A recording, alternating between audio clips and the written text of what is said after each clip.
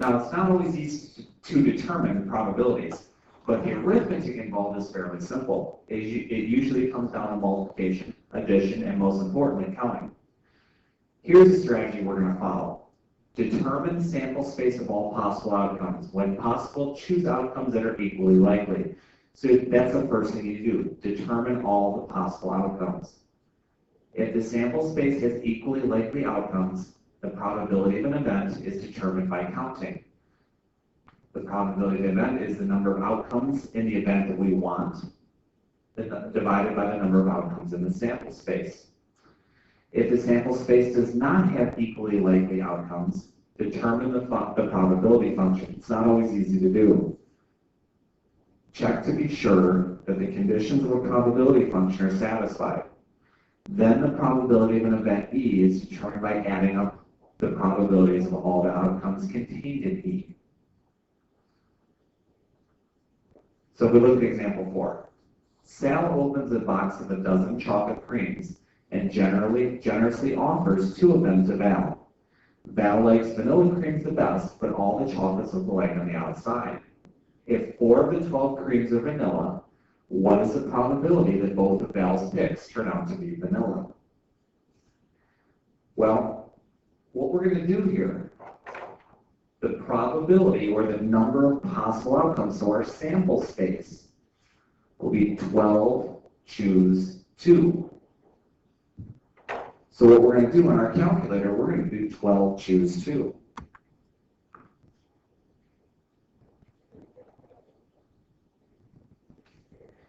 These are all the possible, this is the number of possible outcomes that Val can choose. There are 66 possible outcomes.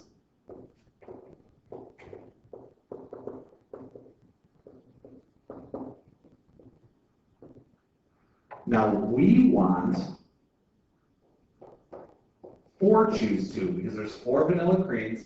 We need to choose 2 of them. So 4 choose 2 will be 6.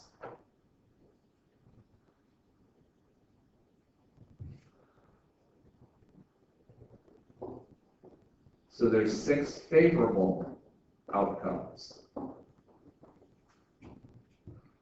So the probability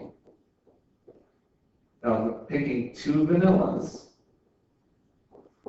would be 6 over 66 or 1 over 11.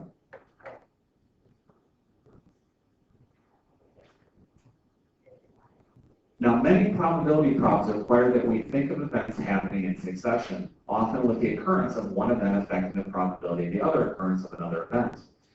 In these cases, we use a law of probability called the multiplication principle of probability.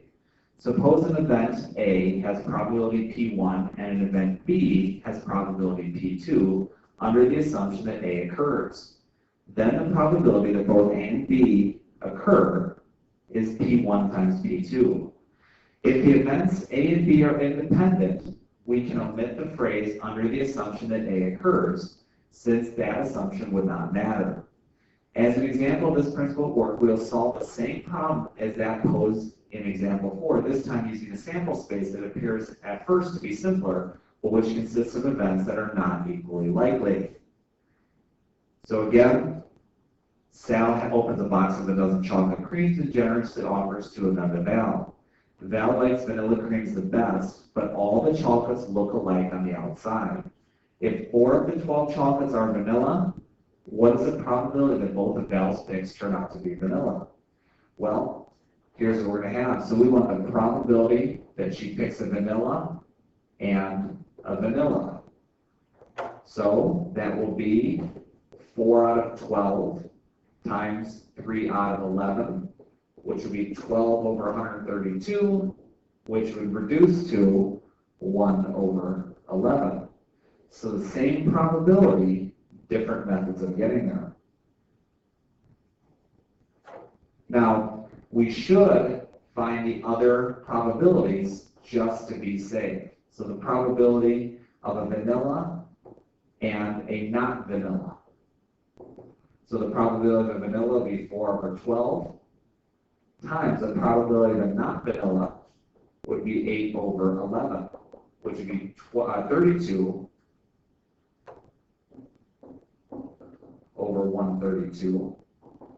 That will reduce to 8 over 33. Now we're doing this just to make sure that this is a probability function. Then we want to pick the probability of a not vanilla and then a vanilla. Probability of a not vanilla would be 8 out of 12 times 4 out of 11. Again, will be 32 over 132, which will reduce to 8 over 33. Now the probability of a not vanilla and a not vanilla would be 8 out of 12 times 7 out of 11, which would be 56 over 132, which will reduce to 14 over 33. Now if we add all these up, 1 out of 11, which is 3 over 33, plus 8 over 33, plus 8 over 33, plus 14 over 33, we would get 33 out of 33, which does equal 1. So this does turn out to be a probability function. We've seen many instances in which geometric models help us to understand algebraic models more easily, and probability theory is yet another setting in which this is true. Venn diagrams associated mainly with the world of set theory are good visualization relationships for among events within multiple spaces. Tree diagrams, which we first met in section 9.1 as a way to visualize the multiplication principle of counting, are good for visualizing the multiplication principle of probability. Now, example 6. In a large high school, 54% of the students are girls, 62% of the students play sports. Half the girls of the school play sports. So what we're going to have here, we're going to create a Venn diagram here. Here's my sample space. Now, we have girls. We have boys. So here's our Venn diagram. It says 54% of the students are girls. Correct? So what we're going to have then, it says half of the girls of the school play sports. So this is the girls, and this is the sports. So because half the girls play sports, well, 0.27 girls play sports. That means 0.27 girls don't play sports. Now, we're also going to have to figure out the rest of the sports players. So because 62% of the kids play sports and 27% of them are girls, so what we're going to have then, 62 minus 27, this will be 0.35. So what we're going to have then, the rest of the sample space, if we take 1,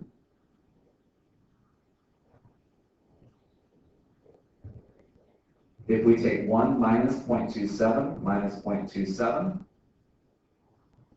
minus 0.35, we'll get 0.11 for the people who don't play sports. Now, so that's our Venn diagram to tell us what the proportion percentage of people do are. So what percentage of the students who play sports are boys? So what we're going to do then, percentage that play sports is 0.35. The percentage who all play sports are 0.62. So we do that mathematically, we'll have about 56.45%.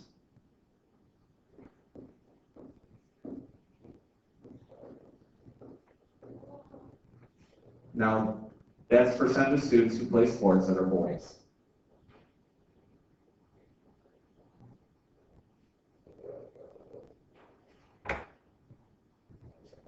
Now, if a student is chosen at random, what is the probability that it is a boy who does not play sports? Well, if it's a boy that does not play sports,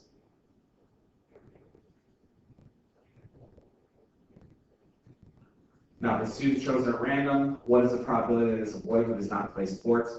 Well, we know that 54% of the student body is girls. And that means that 62% of the kids that play sports, that means 11% will be the ones that are boys who don't play sports.